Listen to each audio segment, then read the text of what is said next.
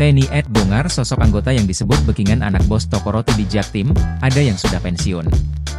TNI AD mengklarifikasi terkait beredarnya foto sejumlah anggota TNI bersama Anak Bos Toko Roti pelaku penganiayaan pegawai, Sugama Halim.